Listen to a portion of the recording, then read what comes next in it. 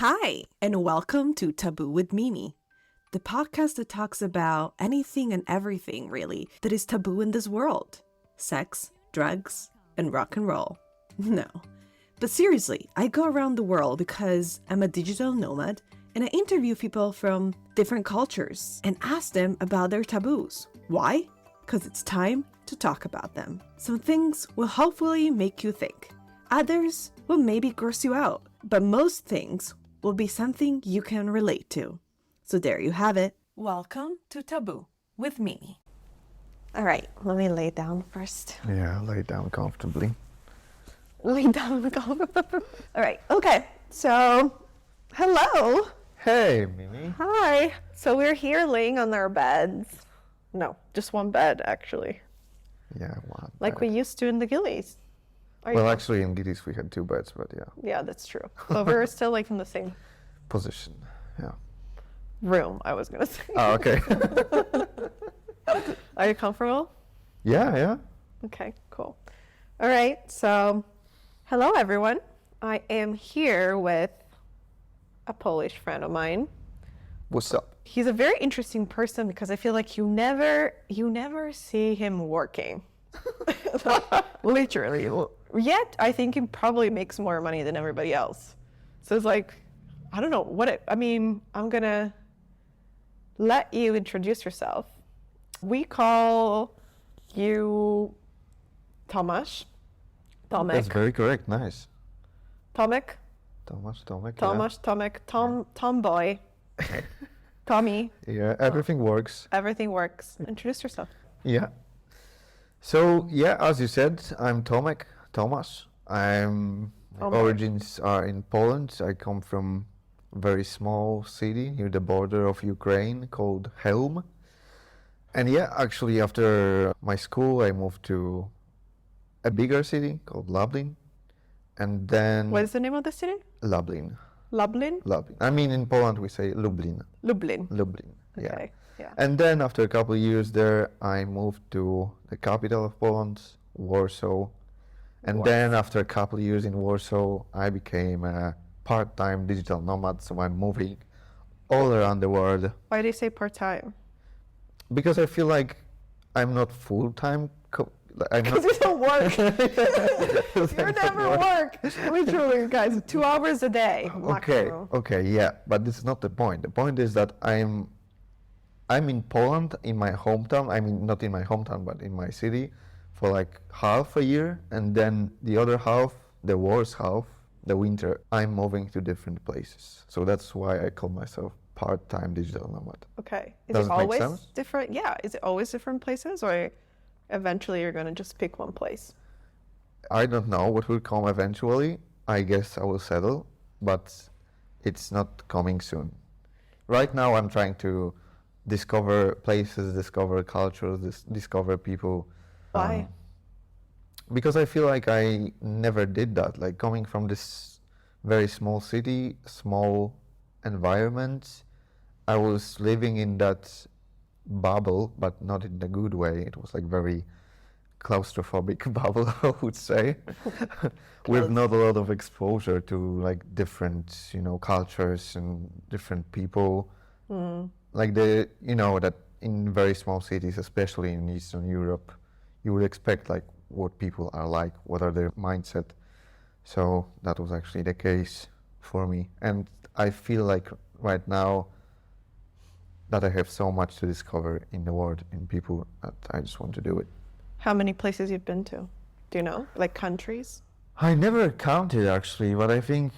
so I'm not really a fan of counting countries, because in like some countries are so big that they are so different in different spots of the countries. Yeah. But I think I was in like over 50 different countries and regions and islands. Wow. 50? Yeah. That's more than me. More?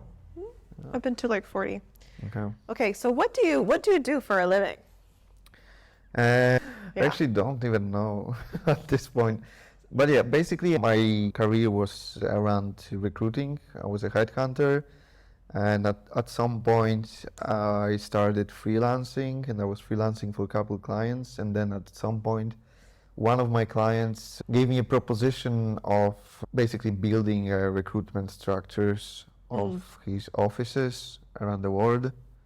And I just did that, and I become like kind of employee of that client.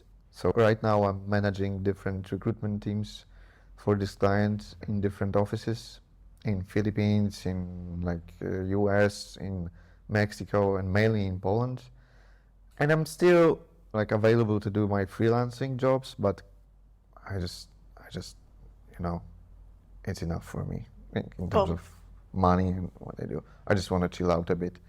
I was very focused on working in the like, past years, in the past years, yeah. Right now, you bought a house.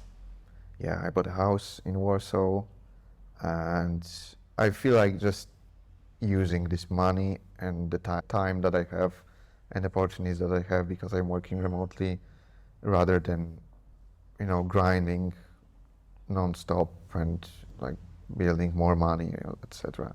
Yeah. How important is money for you? How important is money? I would say this, like there's some sweet spot in terms of the income after which I don't really care about money. I think I'm in that sweet spot right now. Yeah. And if I would earn less, I probably would change a bit like my lifestyle and like start grinding again and focus around getting money.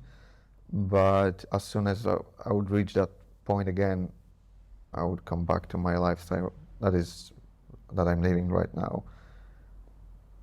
Yeah. So yeah. So is it like it's enough right now because the money enables you the life that you have Yeah, yeah, and that you're happy with the life yeah, that you have yeah, right now, which is good enough. yeah. So money for me is important to the point where at which you don't really have to worry a lot about money. Like when you have some kind of unexpected expenses, you don't need to stress about that. Yeah. Sweet spot. Yeah. Do you yeah. want to be a millionaire? No, I Like don't you don't care? No, I don't care about being a Yeah. millionaire. I don't care either, but I feel like a lot of people do care. I think it's like the part of the culture that we are seeing, and Like Western culture? yeah, and it's like being a millionaire is viewed as an ultimate success in life. It's like Yeah. the goal that when you reach, I don't know, it makes you happy. I Right. guess people portray it that way, but I don't know if that's true. I think it's not. Yeah. What makes you happy? You.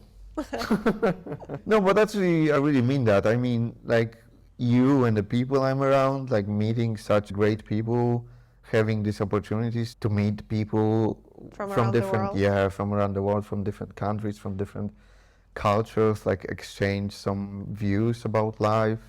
Right. But not everybody is into that. Like a lot of people like don't really care about meeting people from around the world. What think makes you or me? What do you think makes us different? So yeah, I also see that not a lot of people, and actually it's a very small portion of people that want to explore and are open and like want to Do yeah, that. want to like extend their views about the world. And I actually like I think most of my friends aren't like that. Yeah. Or maybe the people are like that because they haven't gotten the opportunity to do that. Yeah.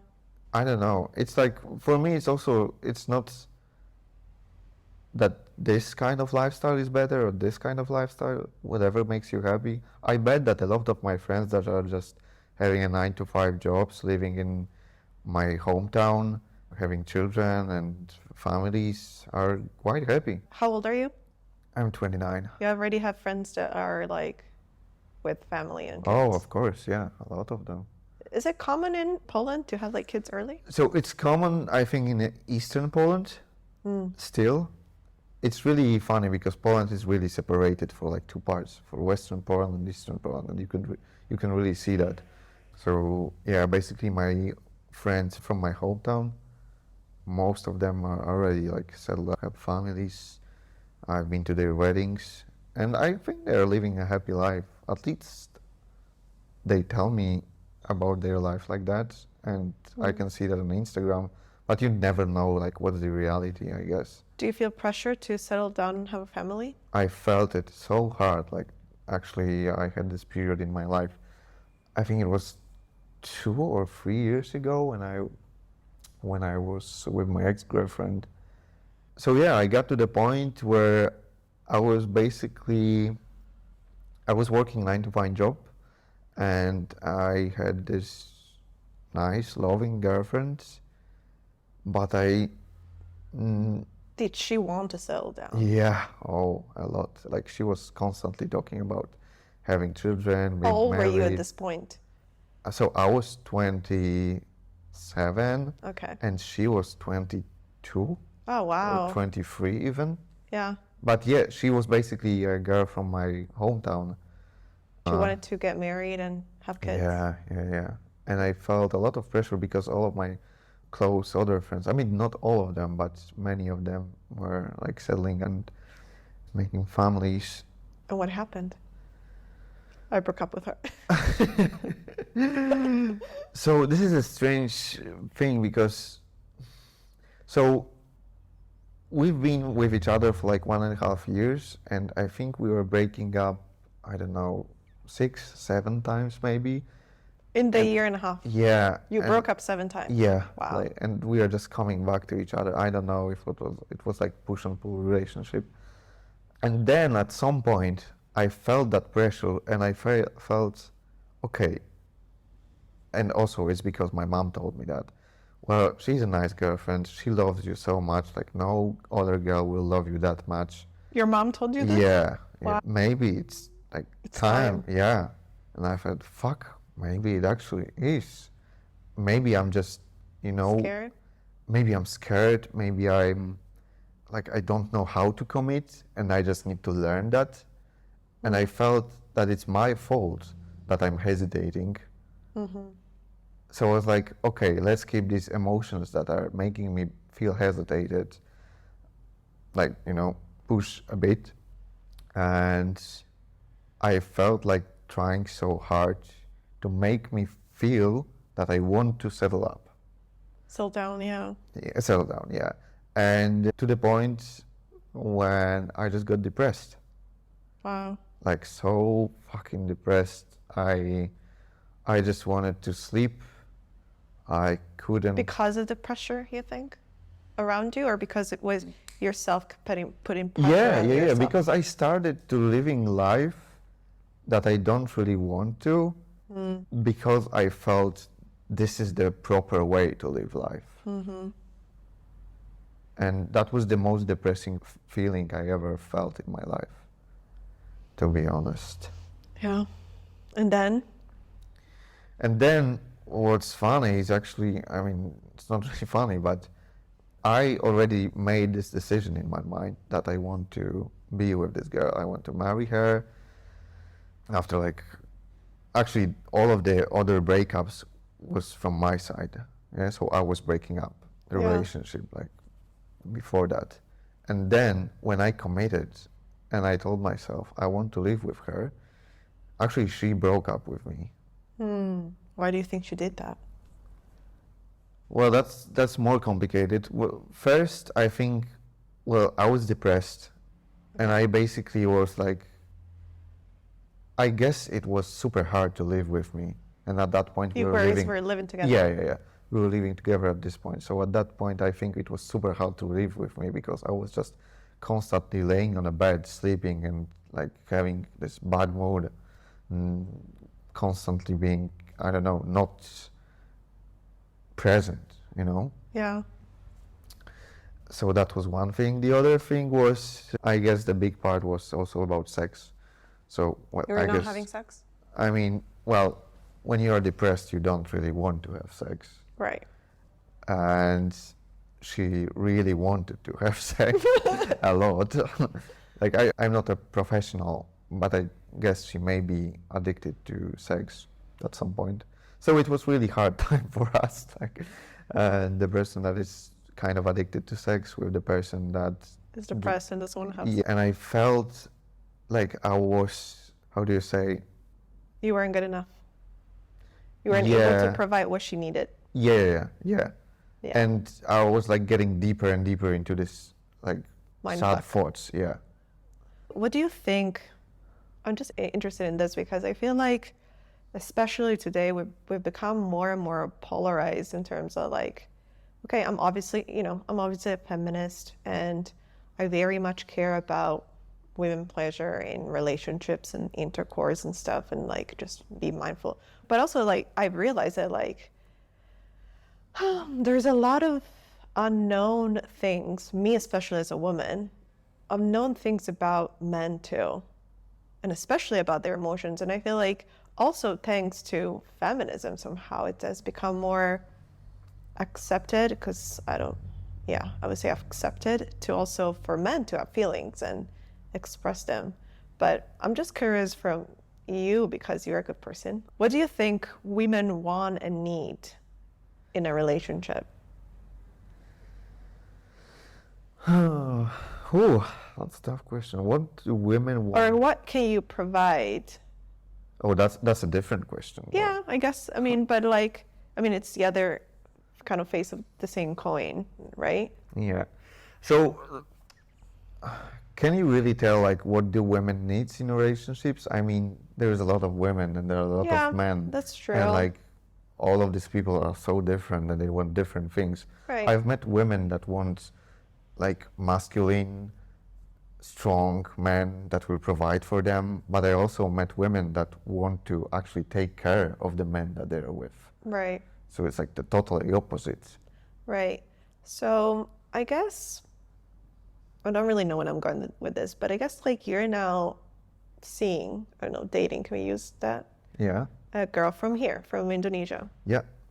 So how do you think that is different from, I don't know, I don't want to say me because I'm very, kind of different in my own also kind of circle, but like, what do you think that's different compared to, if you've noticed any differences, like dating or just being with a person from here versus a person from home? I mean, the first difference that I'm like thinking about right now is how quick they would like to commit to creating a family and to settle down and to just, commit the whole life to this one person.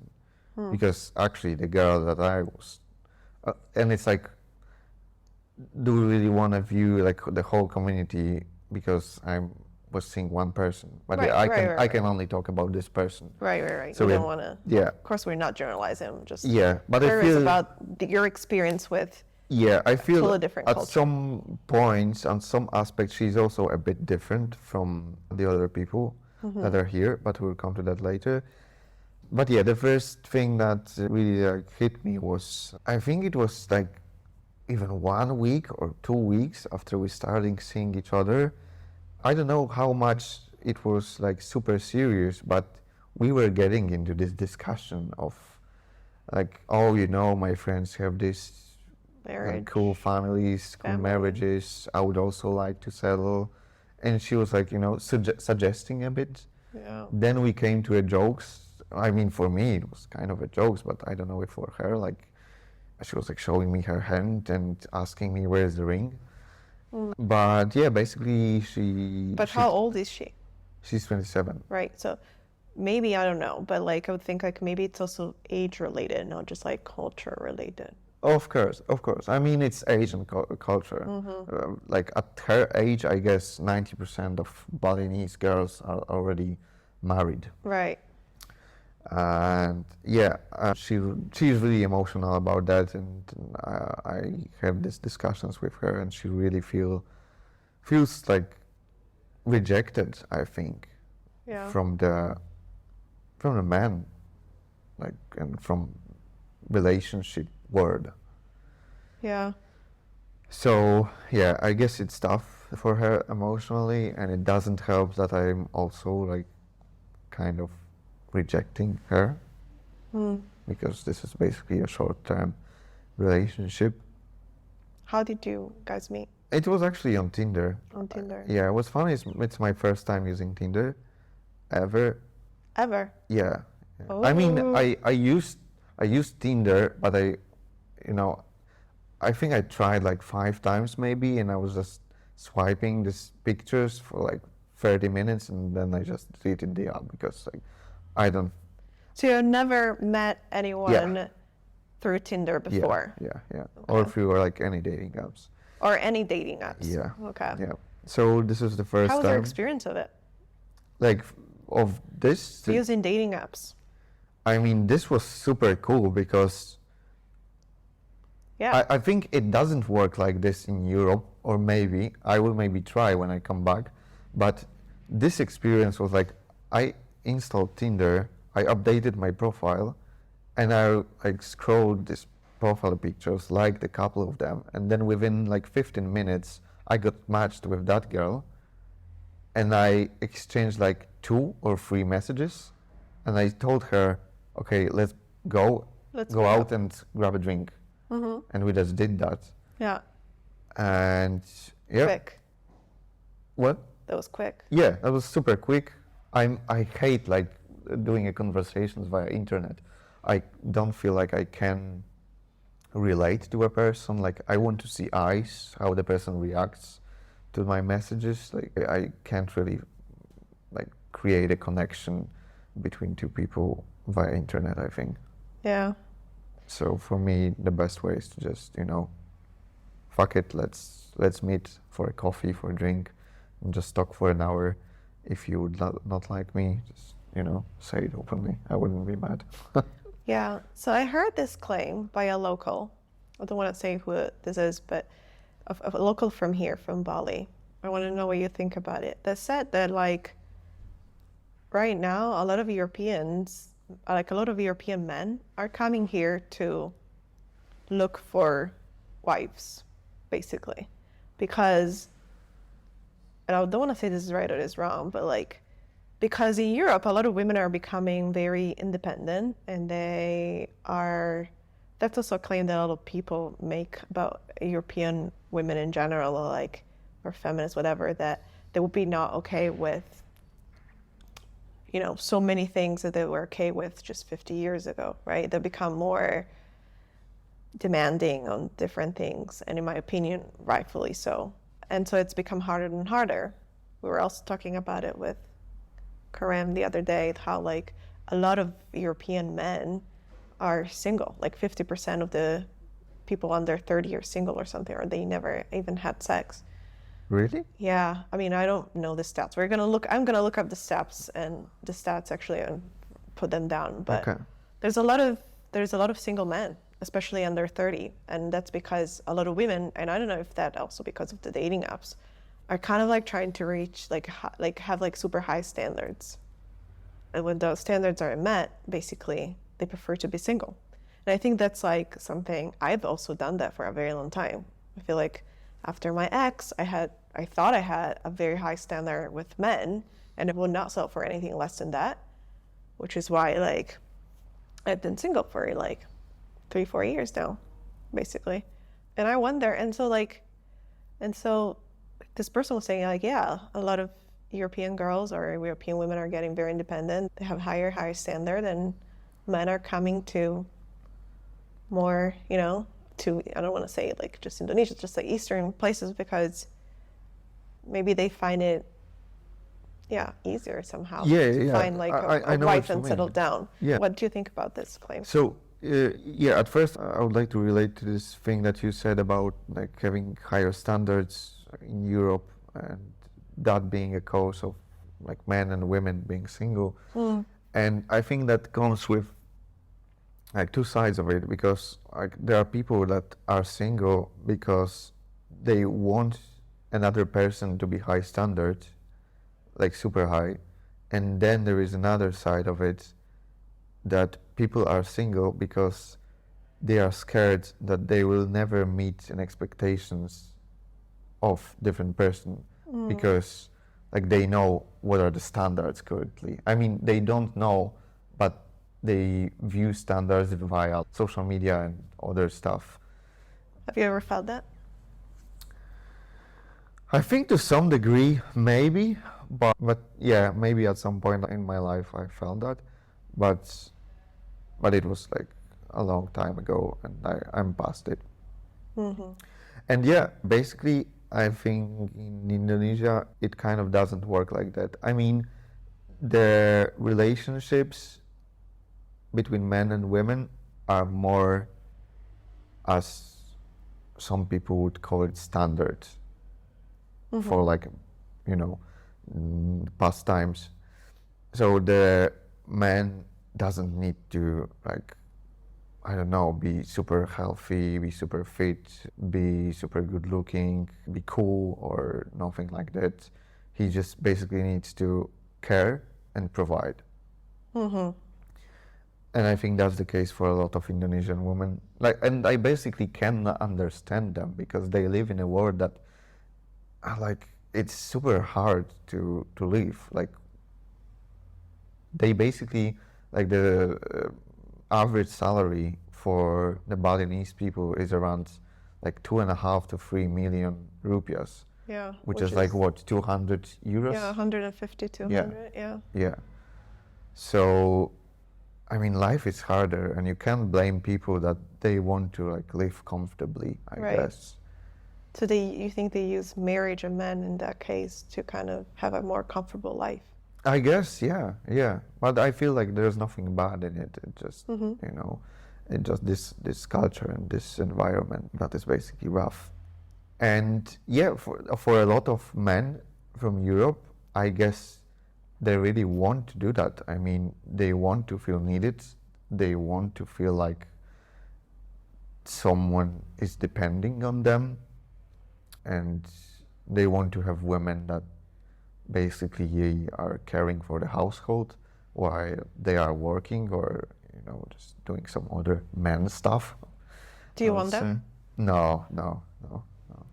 Why not? Never. It's boring for me. I mean, I want a woman that will be challenging me, that will be, you know, just, Yeah, I remember we had this conversation in the Gillies. We were like, what? Because I feel like sometimes you kind of have to, I would say like the word manifest, but, you know, have a clear idea of what you want in order to attract it in your life. And we had the conversation. We're like, I want a digital nomad. yeah. Like right now, this is what I want. Yeah, maybe it will change in some future when Yeah. I would want to like just settle down and have family, nice garden, and like couple dogs. But Kids? yeah, but right now I just want like, I want life to challenge me, and that's like why I'm traveling, and that's why I would like the girl who would also challenge me. Like, I want all aspects of my life to be challenging, Why do you think you want that? because it makes me, at first it just makes me feel good. It makes me feel that I'm just living my life Yeah. to the fullest. And then I feel like it just makes me smarter and be more open to the either problems of the world or the beauties of the world. Yeah. What do you think is really taboo still today in Poland? Drugs. Drugs. Why? Because people aren't really like interested in what drugs really are. Do you do drugs? Yeah. I mean, like, super occasionally. I'm not What do you like about it? about the drugs. So the first thing is that I'm able to party longer without feeling Tired? and have super fun time with my friends without feeling the consequences of my old age. Not And the second thing is that it helps me get to the emotions that I'm not able to get, like, without any drugs, basically. What emotions? I think some kind of love. Of what? Love. Love. Yeah. It's not like a love that you have for your children or for your women, but, you know, for example, I'm currently talking about MDMA, of course. It's my favorite drug, and it's the only drug as I view as a good drug to use. Not sometimes, but I can't do it in Poland. yeah, basically, I don't know, because I'm usually like kind of closed. Yeah? Yeah, I wouldn't say that. already. I think you're very open with me. No, you wouldn't say that? So maybe yeah, I would. But so maybe I view myself as a closed person, Define closed. not hugging people, not You mean affectionate? yeah, I feel like you're very affectionate, but maybe because I force it out. but in a different way. I force it out of people a little bit. But what do you mean? So in what way am I affectionate? When I hug you, you hug me back. But I never hug first. Mm, well, you remember in the Gillies? Okay, yeah, but it's like super rare. Okay. Well, you are really special. What are you thinking of? What are you thinking about? So I'm thinking about like, basically, yeah, this is super rare for me to hug someone, to like be open with my emotions to someone. Why? Maybe I feel like it's kind of a weakness. Hmm. And yeah, basically when I'm on MDMA, You hug people. I hug people and I talk so many sweet things to people. That's funny because that's what I do on not on drugs. Sorry, on alcohol, for example. On alcohol. Yeah, because I feel like I'm already a very loving person. Mm-hmm. I'm a hugger. I'm already like kind of like a touchy person and whatever. But when I'm drunk, I get even more. Okay. So no, for me, alcohol, when I'm on alcohol, I'm this like funny, flirty guy. Mm. But the MDMA is just pure emotions and like connection to music and people around me. So it's nice. I mean, it's not like... So yeah, coming back to the point, when I talk to my friends from my hometown, well, I could never talk to my parents or my family about that. Because like the people view drugs, when they hear about someone doing drugs, they just view a person that is, you know, with the needle in a metro station, Yeah, being junkies. being fucking wasted and not having any kind of connection to the like real world. Yeah.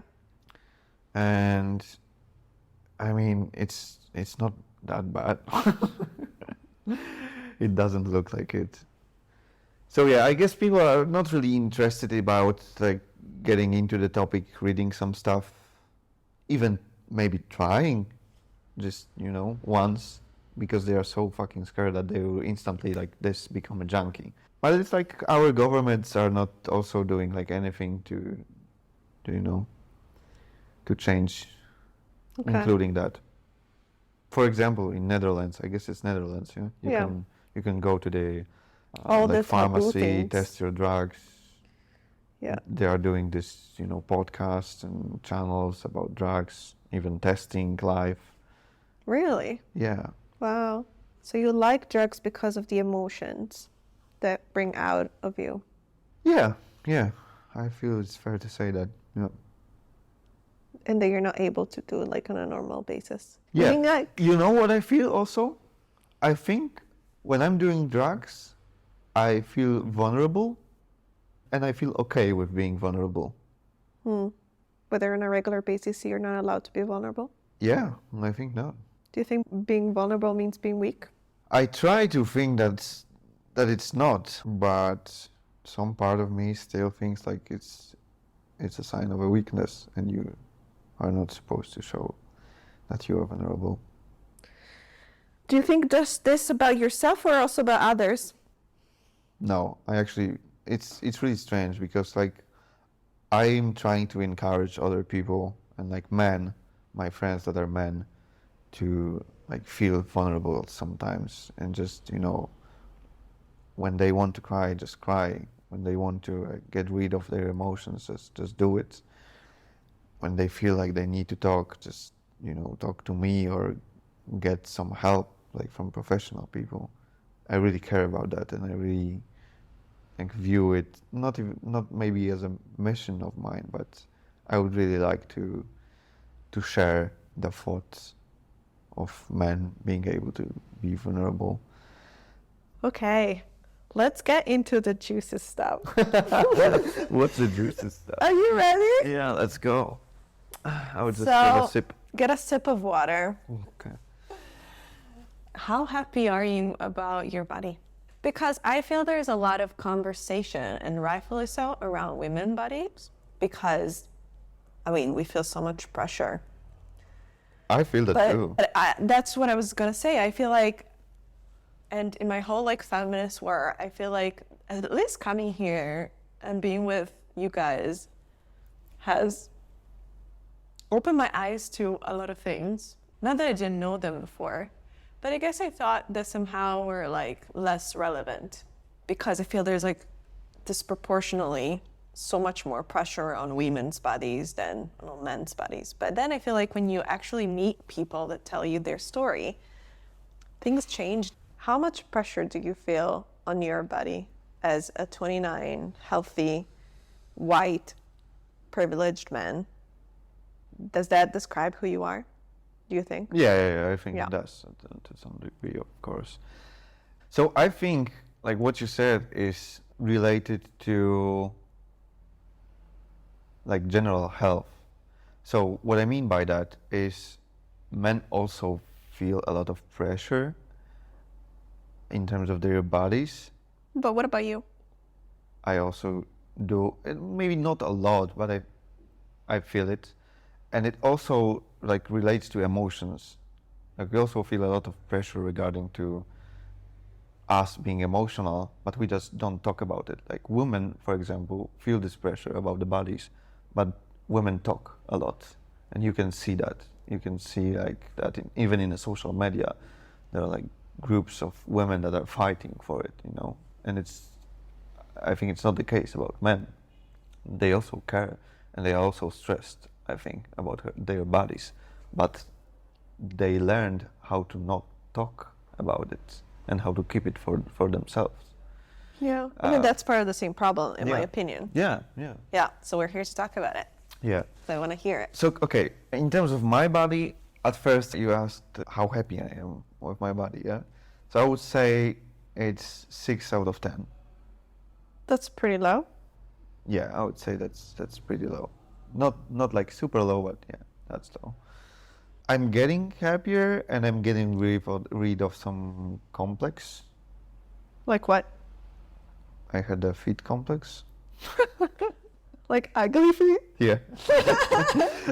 And it's funny because I remember, Where does that come from? It's been like 15 years or more. I remember this one situation when I was like, we had a swimming pool lessons in our high school. It wasn't even high school, it was like middle school.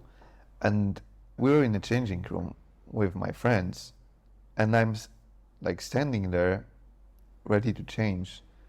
And I looked at my feet, and I told my friend, fuck, my feet is kind of ugly. So it And- wasn't something that, I mean, it wasn't that someone said something about your feet. You kind of put this on yourself. Yeah, I guess I was first. But then he said, he like looked at it and he said, yeah, you're kind of right. It's kind of ugly. Show me your feet. Okay. I think they look okay. But I don't know. I always felt like feet look weird. Yeah. And that's why Are you a foot fetish person? No, like the opposite. Okay. No. Like Do you have any fetishisms? Are you obsessed about anything? Not really. Okay. Not really. Yeah, sorry, back to your body. Yeah.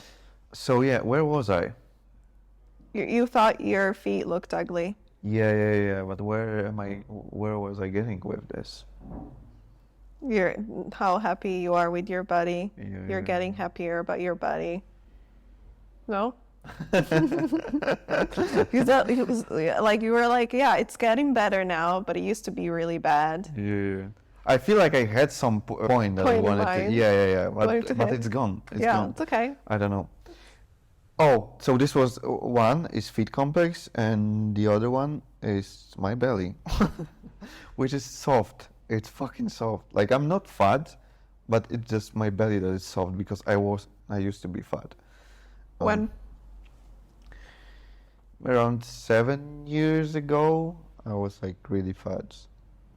I basically had like 20 more kilos of pure fat on me.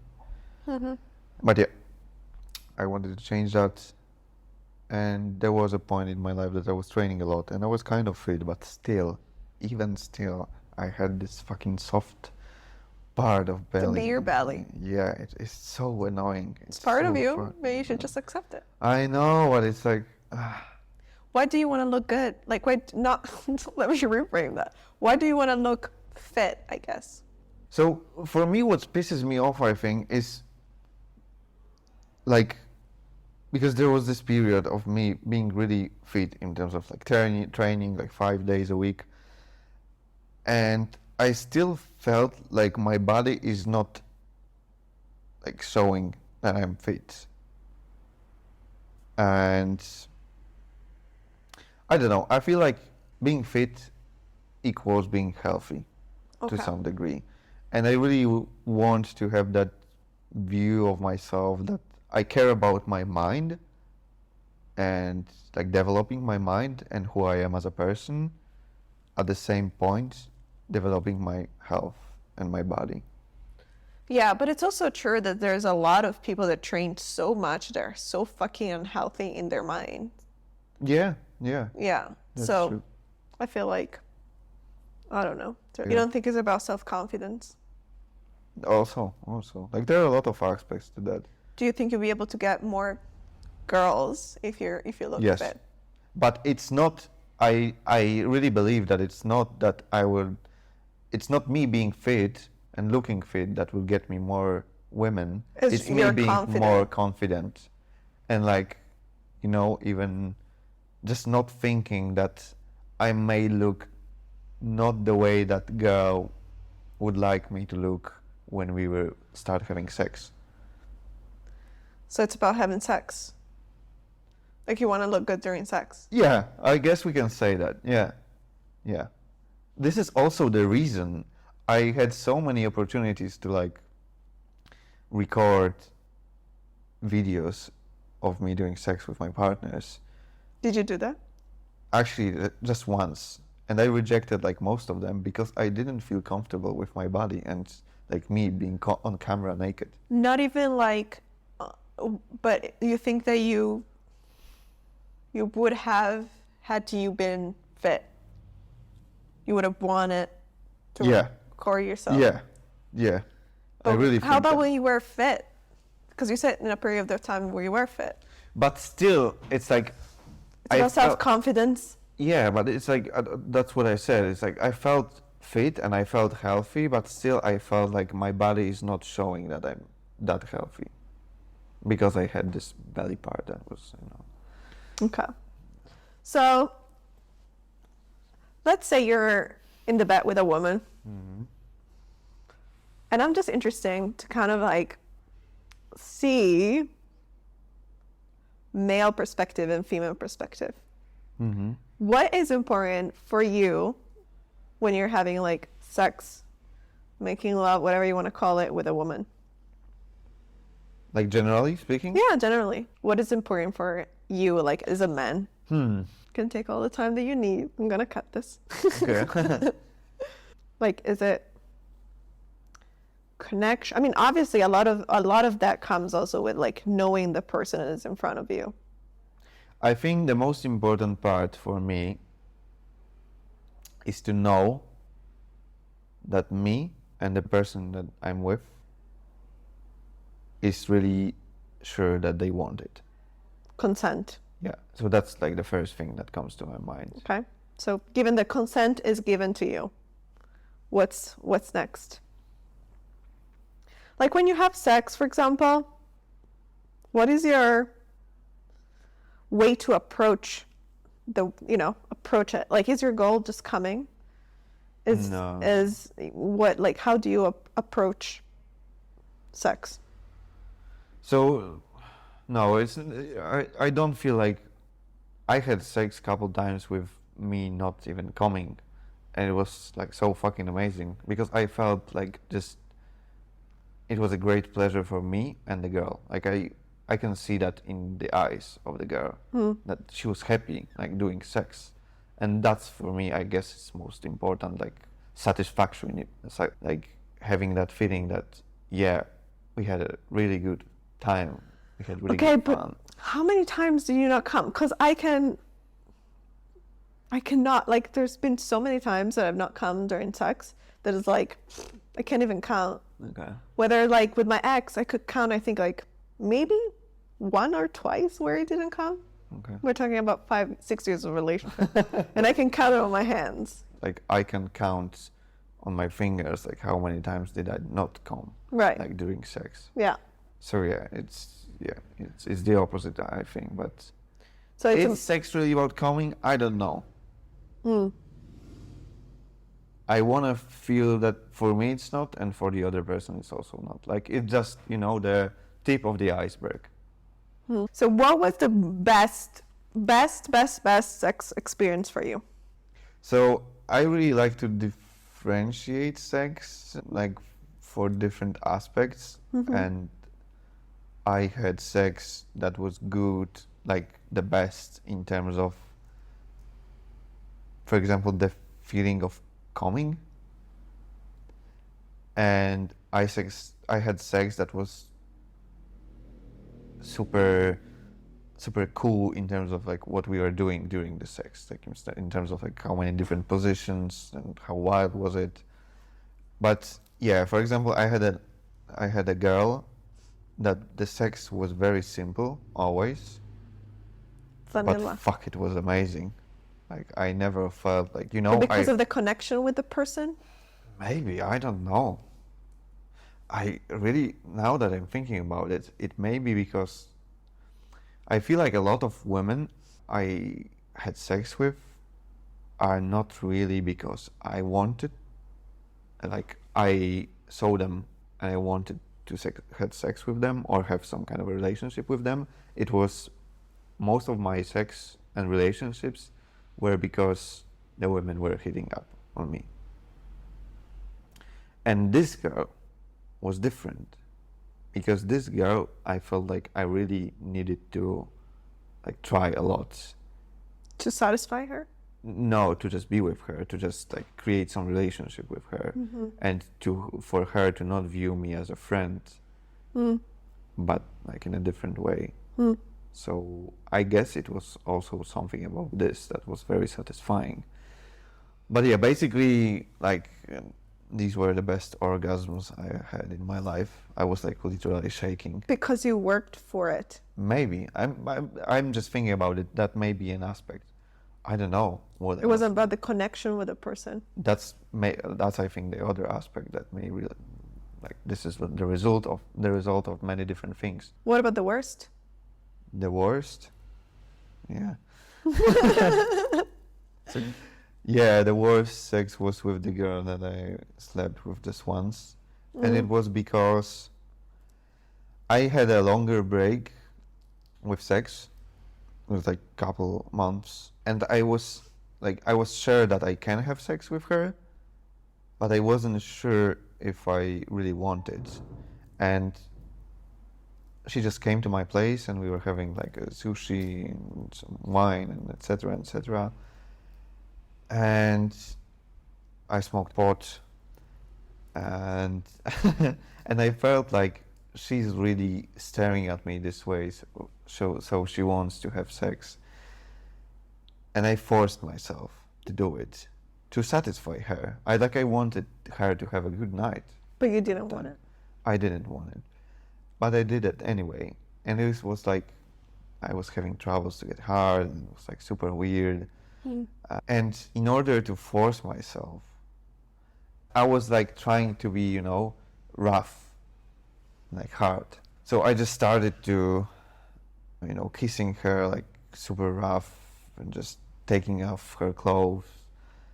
But I never liked it. I don't know why I started doing that, but I felt like it may, feel that I'm masculine. So, yeah, And we kind of had sex. I mean, I just, how do you say it? Get down on her? Go down on her? Go down on her. Was she hairy? What? Was she hairy? Hairy? Actually, no. Okay. She was not. She was super clean, super shaved. Did you like that? Yeah, of course. I like clean pussy. Why you say of course? Okay, yeah. Because I told you previously, and I know that you know. No, I mean, tell everybody. I wonder, I think you say it's because we had a conversation about porn. Yeah. And I said that porn put this idea of what women should look like and what men should look like to the point that me, for example, if I'm not shaved, I mean, in the past, if I wasn't shaved, and I mean baby shaved, I wouldn't even like go for it. Like I wouldn't have sex with a guy. With my ex, of course, with time, I was like, well, this is what you get, right? But that's different because you're in a committed relationship. But like, and I feel like that's absolutely coming from porn. I ask a lot of guys, do you care that women shave or not? And the majority of them say, yeah, they do. And those that say, I don't really care, they say, I don't really care, like I respect whatever the woman wants to do with her body, but I do prefer when she's shaved. Yeah, I mean, I don't want to say like what is this about in terms of like other men, but for me, Yeah, it's I'm asking just for like you. the simple feeling of licking a skin. But I'm not just talking about, I mean, okay, fine.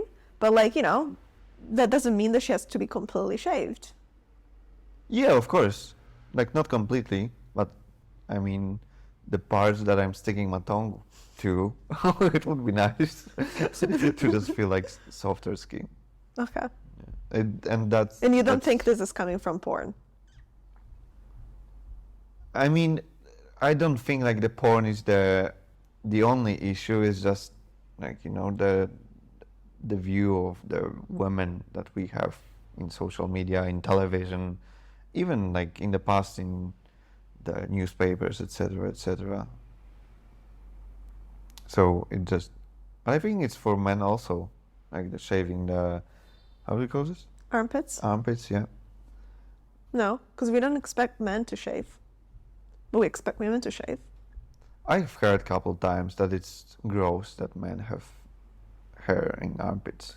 I think that's part of the same fucking problem. Yeah. But yeah. generally speaking, we do not expect men that go around like you, no one is going to feel like that's gross.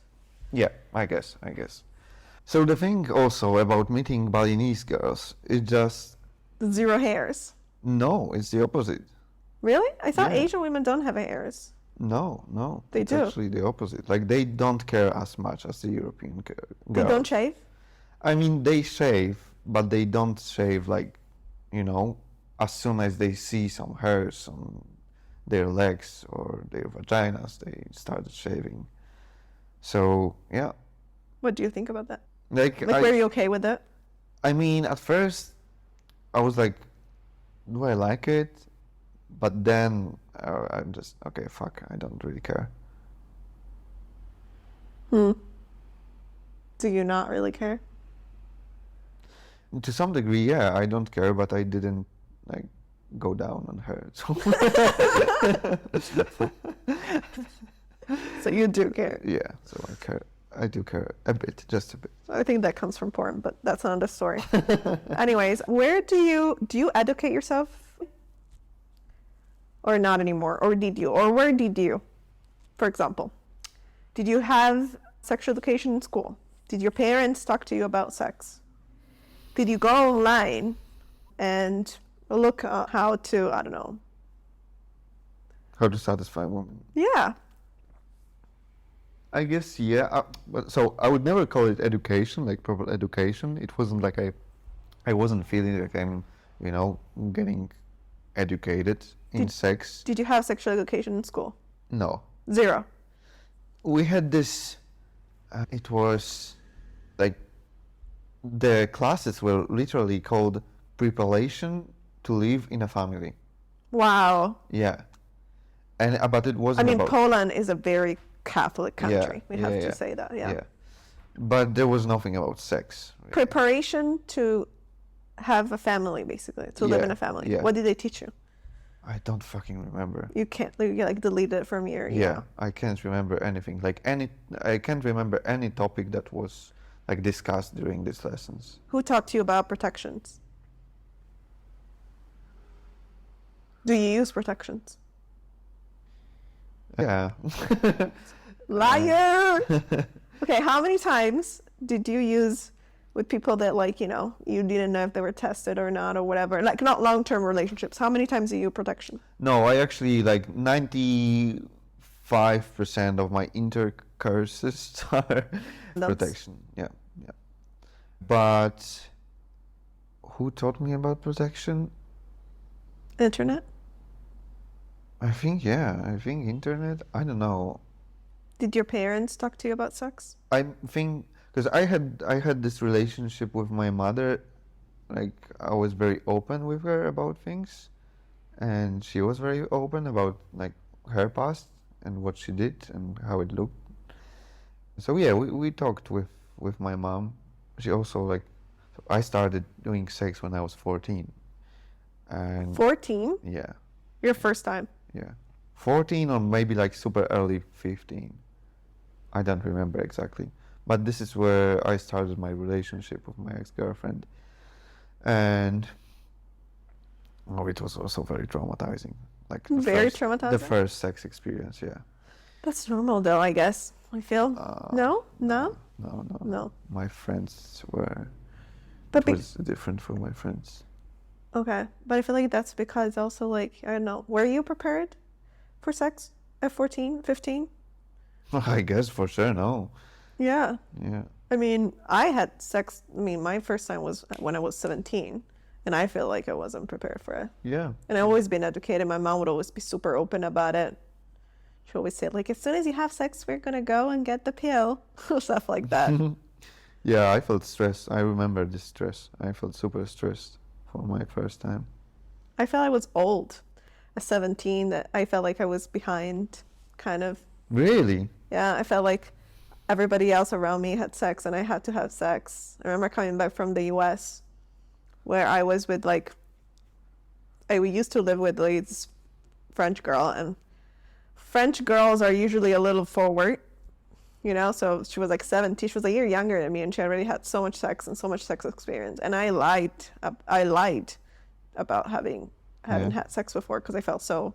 And I remember when I got back, it was just like, also because I felt ugly in general. I felt like I was really ugly. I felt like no man wanted me. So, and then I got back, and it just like something switched in my mind. And I just go to this party, like right when I get back, I just go to this party. It was my friend's Monica 18th birthday party. And I just find this guy, and a week later, I just like invite him over, and we just have sex. You invited him. I invite him over to my house, and we just have sex on the couch. Okay. Mom, please forgive me. Was it good? It was terrible, by the way. But not because of him, poor guy. It was just like, it was bad. And I remember also lying. I mean, first of all, it was a bad experience because initially he used a condom. And then when everything was over, I saw the condom on the fucking floor. And he came on my belly, but I was still super scared. And I went to get like a morning after pill because I was scared. Yeah. But also because I remember bleeding because obviously I was a virgin. And he was like, "You're bleeding." And I was like, "Yeah, I just had my period." Really? Yeah. I that's exactly what I told him. But do you think he would be disappointed if you told him? No, I just didn't want to seem like a virgin at 17. Yeah, that's fucking... He wasn't my boyfriend, so everybody, like, you know, like, I feel like in movies and stuff, you get painted like this picture as like you want your first person to be like the love of your life, or you want it to be super romantic or whatever. And I was like, fuck it, I don't need that. Not that I didn't want that, but I just wanted to not be a virgin anymore because I felt the pressure. I was like 17 and still a virgin. So for me it was strange because actually I had this girlfriend that was, well, we were 14 or like 15, and at that time, like I was virgin, but she was not, I wasn't her like first man, even though she was like 14 still. And then my second girlfriend was like 8 years later, and we were like both 22, 23, and she was a virgin then. What do you think about that? I don't want to say that way, but for me it was super cool.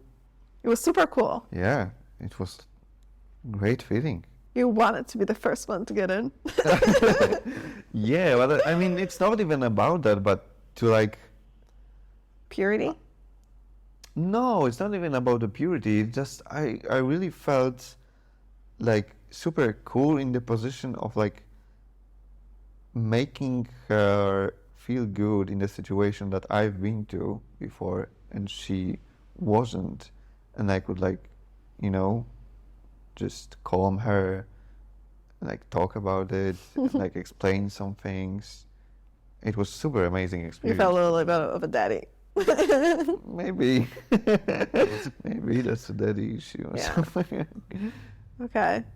So you don't think it has anything connected to the fact that, you know, especially in like a lot of cultures, like men want virgin women. Yeah, of course. I think there is something to that. Moving on. I feel like let's move away from sex. Last two questions. What do you think guys around you that you've noticed, or I mean, obviously that includes you as well, but like, what do you think guys most struggle with? He's thinking, you guys. My deep questions. Obviously, I'm not talking about all men, just talking about, you know, guys around you that you've noticed, your friends, yourself. What do you struggle with?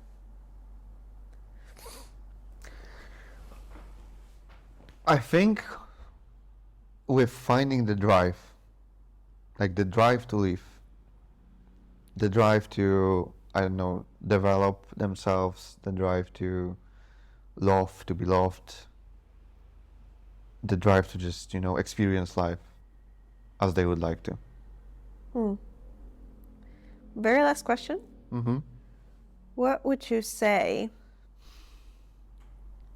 to the Tomasz that is 10 years younger? Okay, let's say 20, because in my head you're almost 30.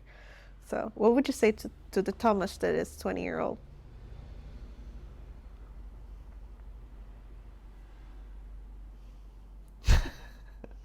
Don't eat these fucking chips. You're referring to a woman. No, just me being fat.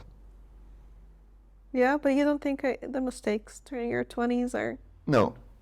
Like, this is, like, eating bad and eating this shit was the only mistake in my life that I truly regret. I feel like every other mistake made me stronger and made me smarter to some degree, but this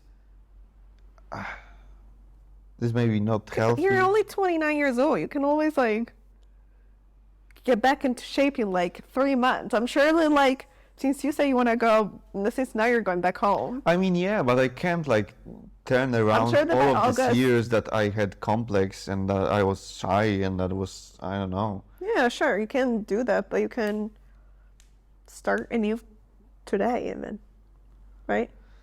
I will do that. Sure, when I'm gonna come visit you in August, you'll be like, Look at me now. look at me now. And if not, that's okay too. All right, thank you, Tomasz. Thank you, Mimi. That was fun. Oh, yeah, it was. It's always fun to talk to you. Liar. No, actually saying true. All right, thank you so much, and I'll see you soon. See you soon. Bye. Bye.